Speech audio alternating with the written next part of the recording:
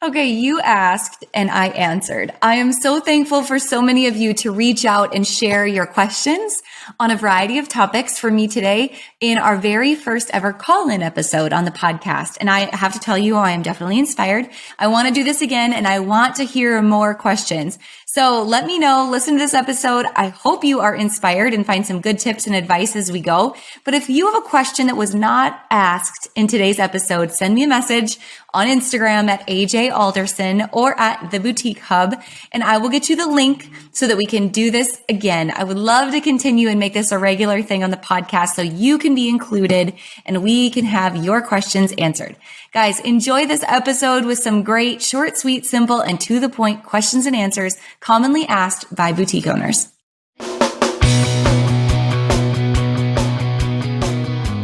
Let's talk about your business, strategy, and the juicy details of what actually works, from mainstream fashion to fashion on Main Street and the entire ecosystem behind it. How do we scale your company and do it with the balance and the happiness that we all seek? Let's hear from those insiders, experts, and strategists that actually make it happen. I'm your host, Ashley Alderson from the Boutique Hub, and I can't wait to chat. Hi, Ashley. This is Erin Waits from Belle Boutique in Dover, Delaware.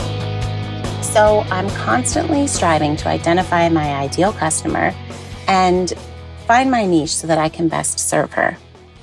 What are your tips for identifying exactly who she is and where I can find her so that I can focus my energies in the right place as far as social media channels and advertising outlets so that I can speak to her and meet her needs?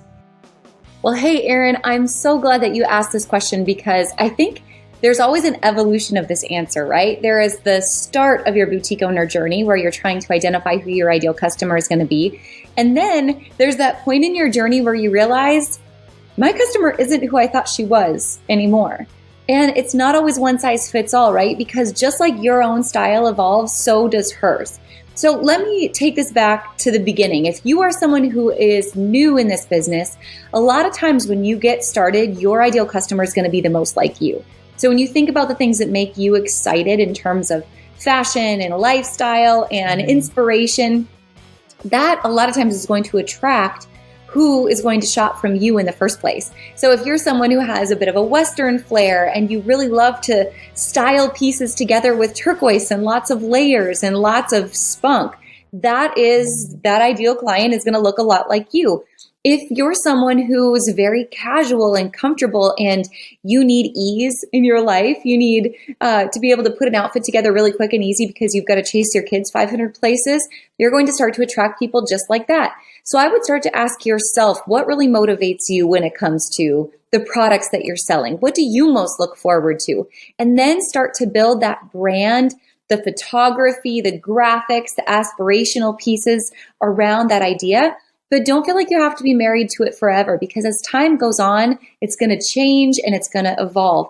And the best thing we can do in retail is be really good at failing fast. As terrible as that sounds, failing fast means we're willing to take a risk on products, test them out, see what the data is going to tell us, how fast they turn, or if we restyle them and reshoot them and repost them, if they're going to turn, and then be willing to go in and try something new. So always be testing when it comes to your products and what you're going to be selling in your boutique, as well as how you're going to style your brand and your brand imagery.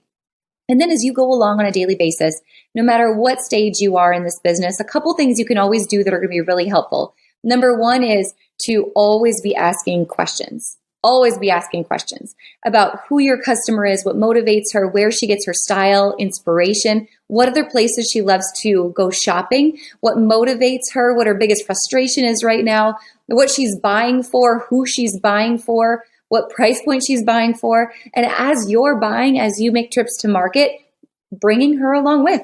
Doing lives and doing Be the Buyers and asking those questions, that's always going to help you kind of continue to uncover what the next trend and the next best product is going to be for your customer.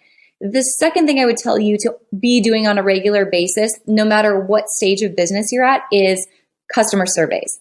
And this is something in Retail Bootcamp, Erin, that we do right off the bat, because I find that in business, a lot of times we build the plane as we fly it. We build this thing, we figure out how to make it have some traction, and then we pour some fuel on the fire. But sometimes in order to sustain the growth that we're having, we have to go back to the basics and kind of rebuild and re-solidify the foundation it's all built on. And customer surveys, if we do them twice a year, really help us to do that. So I have a whole strategy we lay out inside a retail bootcamp on that. But what I can give you is making sure you're asking who she is, where she lives, a little bit about her lifestyle, asking her where else she shops, where she gets her style information, what her biggest fashion fears are, and frustrations. I think you're going to come back to what it's like to buy online, buy through live selling, what it's like to dress her body, or maybe if she's young and busy with kids, she just doesn't have time. But asking her those questions, and then also asking her what she's loved about shopping with you most and what other advice she would have for you. Make sure you open that constructive criticism question, which I know as humans, we're all a little bit scared to do, but it's okay because we're going to get really, really good feedback. So Erin, I love that you're asking this question and thanks for participating. Hi, Ashley. This is Michelle with Lake and Pine Co. here in Wisconsin. My question for you is, what would be your number one tip to help a small business navigate through these very uncertain times with supply chain for the upcoming holiday season? Oh man, Michelle, first of all, I love another cheesehead. So I love that you're from Wisconsin and calling in. Thank you for that. And thank you for listening to the podcast. This is a huge topic right now, supply chain. It's impacting everyone. And more our customers, the end retail consumer, they're becoming very aware of it as well. And it's going to change the shape of our holiday season. And I think a lot of people are going to be buying a lot sooner because we, as retailers, have been making the general public aware of this issue for some time now. So I would say, number one, make sure you're prepared with whatever inventory you do track down to really sell out your holiday gift guides and bundles and things as early as you possibly can, because I think the consumer is going to be buying holiday a lot earlier than normal. Specifically, be ready for Pink Friday, which is coming November 19th, the week before Black Friday, because it's going to be a huge day considering how early people are shopping and the support they want to give to small businesses this year. So definitely be getting ready early with your promotions. But the second thing I would say, and this is like not just a now issue, but an ongoing issue, and that is build deep, lasting, open communication relationships with your vendors. I think there's a lot of retailers and boutique owners that want to be frustrated at vendors right now, but it's not the vendor's fault. And the vendor is equally frustrated with their manufacturer as they're trying to get product in, or those at the ports that are not unloading the product from the ships. I mean, it's this whole thing that is a global impact. And what happens when Vietnam is shut down impacts all of us. And there's really no one to blame except for the times that we're in right now. So the more you can open, communicate, and keep a really strong relationship, a grace-filled, no blame relationship with your vendor, the better you're going to be. And open communication. Have on your calendar someone on your team, if this is not you, which I hope this is something you can outsource, to weekly be checking in on what you have coming in POs. And if the vendor is saying, yes, this actually shipped, and just double checking your timeline so you know you've got gaps that you can fill in by finding other vendors. The other thing I would say is typically in the fourth quarter, we buy in 4 main product categories. And when I talk about these, you're going to see there's one category that's most impacted, okay? So for the fourth quarter, the first category we buy in a lot is trend. Trend typically is super deep, but that is the category that's having the most impact with inventory issues right now. So we have to find ways to make money other than in trend during the fourth quarter. So you might buy lighter in trend or might from a wider variety of vendors in trend. So think about how that's going to impact that category. The second category I would really think about going deeper is your bread and butter category. When I say bread and butter, I ask, what is actually making money in your business, right? Sometimes we're like, oh yeah, I bought a pack of that and it sold out. Great. Okay, but did you actually make money from it? And is that repetitive over time? Is your data showing you that is where the money is coming from in your business? What is your bread and butter? And where can you go deeper? If it's basics, that's something you can sell 365 days a year. It's things you can layer together. It's denim. It's things that will never grow stale for you. So where can I dig deeper into my bread and butter and really buy into that fourth quarter and find things that are domestic if I can't find them coming in internationally? The third category I'm looking at is what is my margin builder? And if you can find companies that have off-price stock available right now, buy it. This is a great way to wrap these things into bundles and into gift guides, or to use as doorbusters and promotions in the fourth quarter, that you can buy at a great deal. This is out of season, last season, overstock from vendors. You bring it at a great deal. You can mark up fully, still take a markdown, and still make a traditional margin on that product. So those are margin builders. The off-price show that takes place in Vegas is a really great place to get hooked up with vendors who offer this, or just in communication with your regular vendors to see what they have to offer as well. And then finally, the last category is seasonal, or our upsell category. So this is a lot of our gift and accessory and lifestyle, our seasonal tees and sweatshirts and things that come in for the holidays. We may have to go a little deeper in this category because traditionally they're things we can get that are ready to ship. You may buy deeper in candles than you have in the past because you can find them domestically where you cannot find trend. So think about analyzing those 4 categories and where you can really build those relationships with your vendors. And then really make sure you are over communicating this to your customers, because some customers, they're understanding, some have no idea, and they expect you to be Amazon. So the more communication, transparency, grace you can have during this really challenging season, I think your customers are going to love how you make them feel, and not just what they remember they bought from you, right? It's all about the relationship and what they walk away remembering at the end of the day. You guys know I'm a huge fan of whatever it takes to build your conversion rate and your average order value online. And that's why we've had such a long-standing partnership with Sezzle, your opportunity to give your customers a buy now, pay later solution that allows them to pay for their products in 4 interest-free payments over 6 weeks, but get what they want immediately. So join 41,000 stores across the United States and Canada using the Shop Now, Pay Later formula with Sezzle.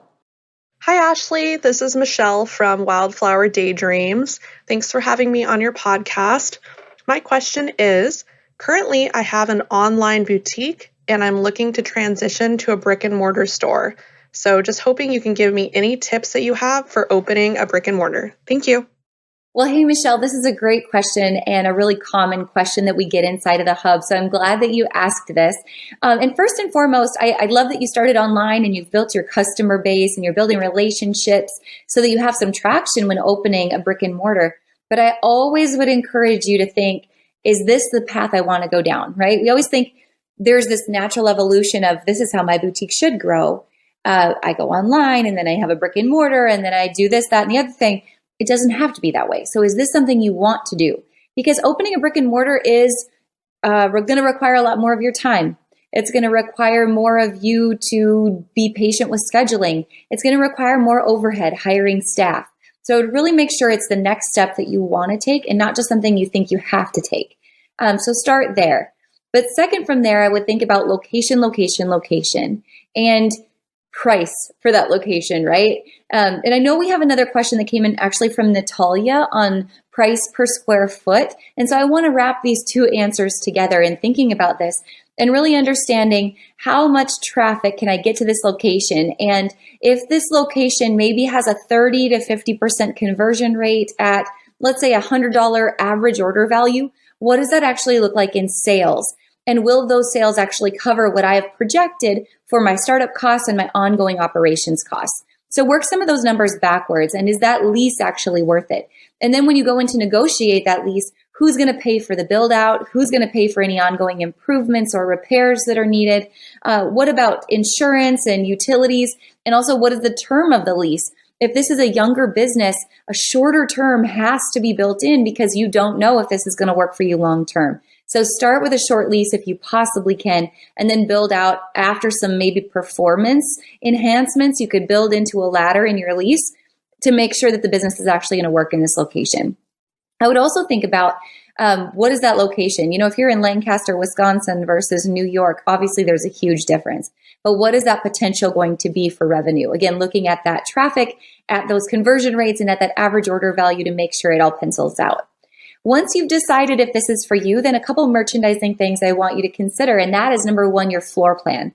Most often when people enter a brick and mortar, they come in and they go to the right. So as we're laying out your storefront, I want you to take just a blank piece of paper and draw yourself a little map.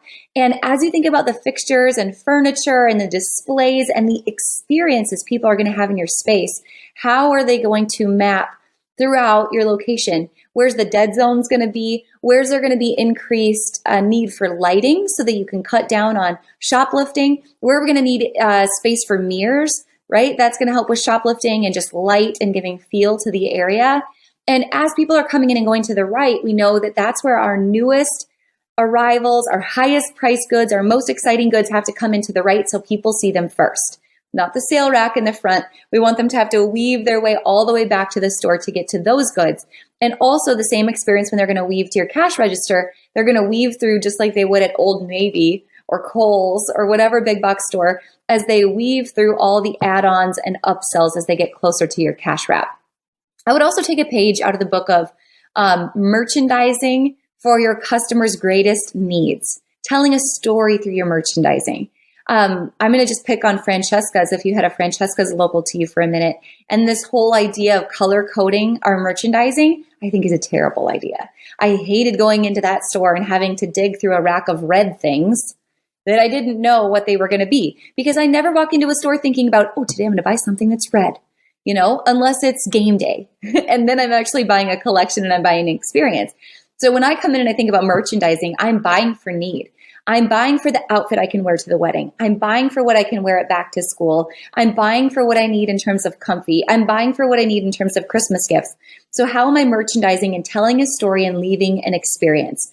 And then finally, when it comes to merchandising and how you're going to lay out your brick and mortar, how can I create layers? So back in the day in college, you guys, I don't know if you know this about me, but I was a buckle girl. We did not have boutiques at the time in North Dakota, but we had the buckle. And so working at the buckle, we always had a rule that you had to have 4 pieces layered together at one time. So when you have your face outs, when you have your mannequins, the rule of thumb is you only sell it if you show it. So do I have enough pieces layered together to give my consumer, my customer, my girl, the experience to go, oh, that's a great way to wear it. And not only is that a great way to wear it, but I think I need to buy this, this, this, and this because they all are going to go together. So we're all about experience and inspiring someone how they're going to experience that product when they get it back home with them. The other thing I would say is near the dressing room, as you lay out that piece of your brick and mortar, thinking about when someone comes in to try on denim and they don't have the right shoes. Let's just say they have a pair of Nikes on and they actually are buying bootcut denim, so they maybe need a little bit more of a heel. What are the add-ons and products you need to have layered around the dressing room so that you can give your customer the best experience possible in the product they're experiencing at the time? So making sure it's shoes, or you've got something where you can tape pieces together, or you've got, little clamps where you can pull pieces together. If you need to show them how it's going to look with something laying a little bit different. Is it making sure you've got the garment basics layered inside your Nicky Bickies and your Spanx inside of your dressing room so customers can have that experience? And then training your staff how they're going to tell a story with all the products they're bringing to the dressing room. So lots to think about, but hopefully I gave you a kind of point A to point B thought about opening your brick and mortar and planning out that experience so that your customers have the best possible experience when they walk in on day one. But thanks for asking the question today. Hey Ashley, this is Deanna from Southern and Chic Boutique. I had a question. So I know you said stuff about trying not to do so many sales and do more of the promotions. I would like more knowledge about the promotions. I do a lot of sales, but not really that knowledgeable in the promotions. Thanks. Well, hey, Deanna, thank you for asking this question. And it couldn't be more fitting when we come into the fourth quarter, because one of my wishes for you, Deanna, in the fourth quarter is that you actually get to experience it. And one of the reasons we all get into business is we want freedom. We want 3 things. We want freedom, flexibility, time with our family. We want 3 Fs. And it's common that boutiques come into the fourth quarter and they're so focused on revenue and sales that they forget about the real reason they're there, and that's actually profit. And it's being able to get to January and pay your tax bill and still have money left over in the bank that you can pay yourself at the end of the year. Nobody likes getting to the end of the year and going, oh my gosh, I worked that hard for nothing, right? So Deanna, I don't want that for you. And that's why I'm such a big advocate for running promotions versus running sales. And I think the blanket sale is one of the worst things we could do in business, because what happens when we mark our entire store or website 20% off site-wide is we sell the diamonds with the dirt. right? We get rid of the brand new highest margin sweaters we just brought in with that thing that's been sitting on our shelves molding for the past 4 months. And they are not to be treated equally. So what happens when we run a promotion is we're actually focused on selling the things that matter, right? Moving the things that need to be moved. And I'm going to tell you really quickly about 2 different types of promotions you could think about. The first is brand builders. So when it comes to the fourth quarter, people remember how we made them feel, not just what they bought from us. And so a brand builder is a way to get them excited about the experience with your brand. So brand builders could be an event that you're hosting either digitally or in person. It could be a collaboration you're hosting with a maker or artisan or a brand that you support inside of your business, giving your customers an experience. It could be boutique bucks that when they spend $100, they're getting $10 back in boutique bucks they can come use in January, like Kohl's Cash, if you're familiar. Or you could be trading those boutique bucks with another local business in town. You could even do a boutique crawl with other local businesses or an online boutique crawl with other online businesses where you're shopping at these other stores and getting boutique bucks for another store instead of yours. So the purpose is you're building the brand and you're giving an experience and you're attracting people into your space, not by the discount, but by an emotional reaction you're creating for them. The second type of promotion to think about is bonuses. Bonuses can traditionally be in a buy more, save more, a BOGO type of experience, or like ladder sales, if you're familiar with those, or bundles and cashback bundles, or even doorbusters that you've got throughout the holidays. So promotions focus on what is the product and category that I'm either overstocked in or that I got on a really good deal that I can now pass that deal on to my customers. So we're not selling the diamonds in the dirt together. So remember, when it comes to the holiday season, people remember the emotional experience they had. And that goes not just for the sale, but also if they have to return something and what happens supporting and following up after the sale. So no more blanket sales, Deanna. I know you're not going to do it. I know you're going to focus on promotions and how to build your brand because this is the time of year everyone's buying. And this is going to be the time of year you have the most first-time customers out of any quarter. So it's not just about, again, the sale, but it's supporting them after the sale and encouraging them to come back and follow up and buy with you again and again throughout the upcoming year. So good luck to you this holiday season. I can't wait to see what promotions you run, Deanna. All right, guys, that's it for today's call-in episode. I'm so glad you submitted your questions. If you love this episode, please head over to Instagram and let me know either on the Boutique Hub or AJ Alderson if we should do this again. And if you would like to submit a question, and I'll be collecting those so we can do another call-in episode soon. You guys, thanks so much for listening to Boutique Chat. It is my absolute honor to get to be here and to spend time with you and to have the opportunity to build your business. I hope you have an awesome, awesome rest of your day and an even better holiday season.